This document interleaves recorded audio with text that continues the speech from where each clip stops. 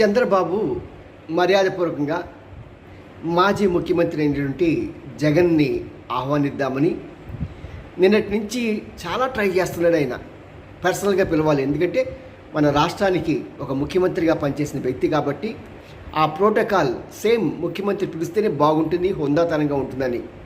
కానీ జగన్ ఆయన తన ఫోన్ని ఎప్పుడూ లిఫ్ట్ చేయలేదు. దాని మూలంగా అతని పిలవడానికి అవకాశం దొరకల.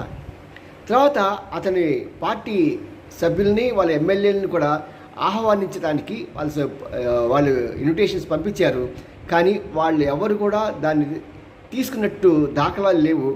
అంతేకాకుండా ఈ ఫంక్షన్ని బాయ్కాట్ చేయాలి అని వారు ఒక తీర్మానం చేసినట్టు తెలుస్తున్నది. కానీ ఏదైనా సరే ఇలా మంచి పద్ధతి కాదు, హుందాగా ఉండాలండి. మీరు ప్రతిపక్షంలో ఉన్నా సరే మీరు శత్రువులు కారు, కేవలం అభిప్రాయ భేదాలు ఉన్నవాళ్ళు మాత్రమే. గుర్తుంచుకోండి.